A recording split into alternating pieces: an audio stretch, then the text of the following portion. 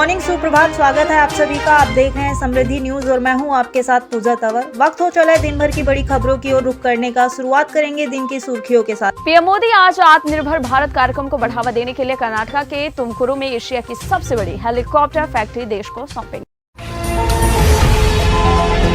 आम आदमी पार्टी ने मध्य प्रदेश विधानसभा चुनाव में उतरने का ऐलान किया है। पार्टी की इस घोषणा के बाद कांग्रेस की टेंशन बढ़ गई है। आम आदमी पार्टी ने लोगों से जुड़ने के लिए मिस कॉल नंबर भी जारी किया। इसके साथ ही ये भी वादा किया कि जो फ्री सुविधाएं पंजाब और दिल्ली में आम आदमी पार्टी सरकार दे रही है उसे मध्य प्रदेश में भी दिया जाएगा।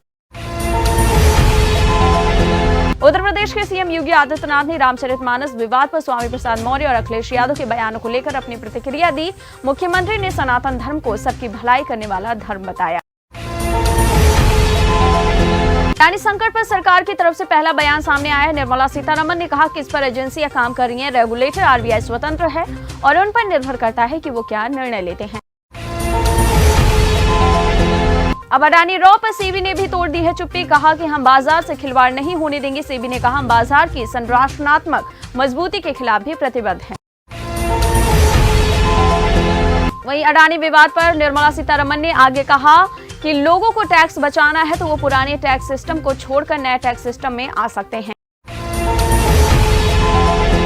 असम के मुख्यमंत्री हिमंत बिस्वा शर्मा ने कहा कुछ लोग सोचते थे कि अगर राम मंदिर बनाने जाएंगे तो हिंदू और मुसलमानों के बीच सांप्रदायिक तनाव हो जाएगा, लेकिन मोदी जी की तरफ देखिए, राम मंदिर भी बन रहा है और हिंदू मुसलमानों के भाईचारे में कोई कमी भी नहीं आ रही। पीएम मोदी सहित कई बड़े भाजपा नेताओं की स्टार कास्ट है जिनके प्रचार के आखिरी दिन 13 फरवरी 2023 को राज्य का दौरा करने की संभावना है। त्रिपुरा में 16 फरवरी को वोटिंग होनी है। अमित शाह के 6 फरवरी और 12 फरवरी को आने की यहां संभावना, जहां पूरे त्रिपुरा में 10 रैली और जनसभाओं को वो संबोधित करेंगे। वहीं त्रिपुरा के सीएम मनिक साहा ने कहा कि हमारा कोई भी प्रतिद्वंदी हमसे लड़ नहीं सकता। हमने यहां पारदर्शिता के साथ अच्छा काम किया है। धीरेन्द्र शास्त्री के गुरु रामभद्राचार्य ने पीएम मोदी को लेकर बड़ी भविष्यवाणी की। रामभद्राचार्य ने भविष्यवाणी की है कि 2024 में पीएम मोदी दोबारा प्रधानमंत्री बनेंगे। आरजेडी सुप्रीमो लालू प्रसाद यादव 10 फरवरी को सिंगापुर से दिल्ली लौट रहे हैं। इसको लेकर राजद परिवार में खुशी का माहौल। जम्मू कश्मीर के डोडा स्थित नई बस्ती गांव में हालात जोशीमठ में जैसे हो गए हैं। भूधसाव की वजह से अब तक 22 घरों को नुकसान पहुंचा है। करीब 300 लोग विस्थापित हुए। लोगों का मानना है कि वो शैतान और गहरे समुद्र के बीच बुरी तरह से फंस गए हैं। नई बस्ती के ग्रामीणों ने मनोज सिन्हा और प्रशासन से उनके पुनर्वास की अपील भी की है। इस साल दिसंबर तक पहली स्लीपर वंदे भारत ट्रेन शुरू हो जाएगी। रेल मंत्री अश्विनी वैष्णव ने इसकी जानकारी दी। इसके साथ ही अगले 1 साल के अंदर वंदे भारत की तर्ज पर ही वंदे मेट्रो शुरू करने की भी योजना। त्रिपुरा में आगामी विधानसभा चुनाव 2023 को लेकर सियासत अपने चरम पर है। सभी पार्टियां जीत के लिए मुमकिन कोशिश कर रही हैं। वहीं टिपरा मोथा भी साफ कर चुके हैं कि वो किसी के साथ गठबंधन नहीं करेंगे। राजनीतिक विश्लेषक प्रशांत किशोर ने बड़ा खुलासा किया। उन्होंने कहा जनता दल यूनाइटेड को 2019 के लोकसभा चुनाव के दौरान 17 सीटों की पेशकश की गई थी। प्रशांत किशोर ने आगे ये भी कहा जब सीटें आवंटित की गई तो ये निर्णय लिया गया कि जेडीयू एनडीए का साथ छोड़ देगी। अंकिता भंडारी हत्याकांड में बड़ी कार्रवाई की गई। आरोपी पुलकितारिया की 3.5 करोड़ की संपत्ति जब्त होगी। तिरुपति बालाजी धाम की तर्ज पर खाटू श्याम दरबार को विकसित करने की तैयारी कर रहा। सीकर प्रशासन तिरुपति बालाजी मंदिर की व्यवस्थाओं का अध्ययन करने के लिए अधिकारियों का दल आंध्र प्रदेश भेजा गया। 20 फरवरी तक बेंगलुरु में पशु वध और मांस बिक्री पर बैन लगा दिया गया है। बाल विवाह के खिलाफ असम सरकार के एक्शन पर ओवैसी ने कहा कि पिछले 6 साल से वहां बीजेपी की सरकार है। वे उन लड़कियों के बारे में क्या करेंगे जिनकी शादी हो चुकी है। असम सरकार मुस्लिम विरोधी है, पक्षपाती है। सिंगापुर में मॉडर्न टीचिंग की ट्रेनिंग लेंगे पंजाब के 36 प्रिंसिपल। सीएम मान ने चंडीगढ़ से रवाना किया और कहा कि दिल्ली की तर्ज पर सूबे के शिक्षक फिनलैंड भी जाएंगे। केंद्रीय मंत्री नित्यानंद राय ने बजट की आलोचना को लेकर राहुल गांधी पर निशाना साधा, कहा कि देश ने राहुल गांधी को खारिज कर दिया।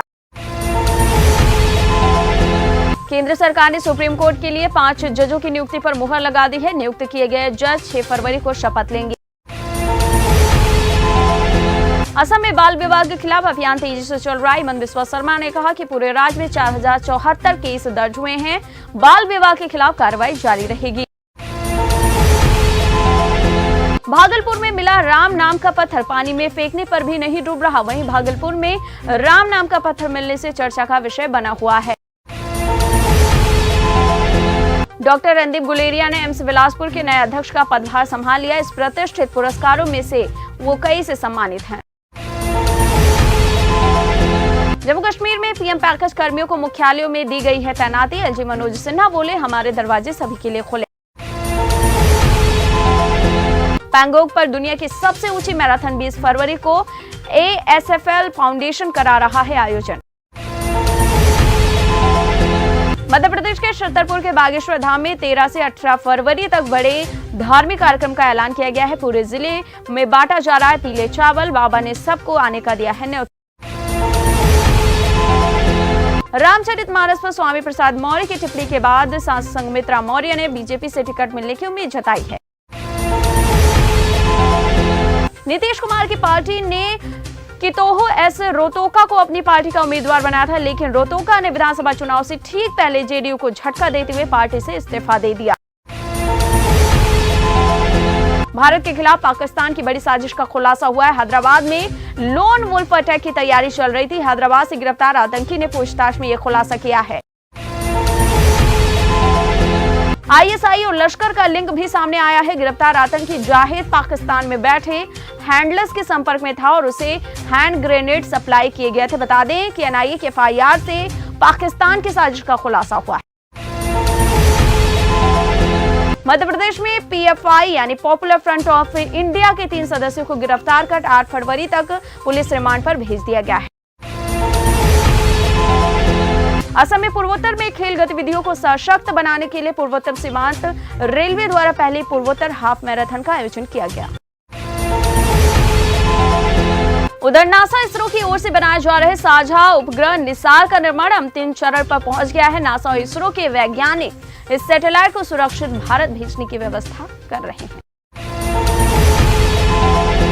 वैश्विक नजरिए से भारत का दर्जा तेजी से बढ़ा है। भारत की अर्थव्यवस्था दुनिया के सबसे तेज गति से बढ़ने वाली अर्थव्यवस्था है। हर देश भारत से अपनी साझेदारी को और मजबूत करना चाह रहा है। इसमें फ्रांस और संयुक्त अरब अमीरात भी अब शामिल।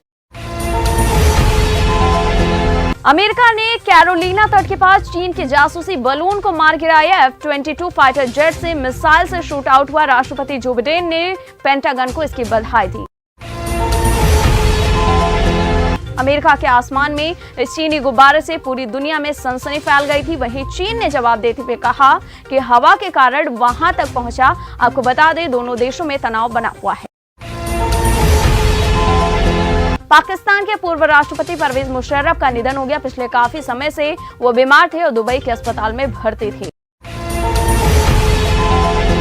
मुंबई में क्रिकेटर विनोद कांबली के खिलाफ उनकी पत्नी ने केस दर्ज कराया है। बता दें, नशे में मारपीट का आरोप लगा है।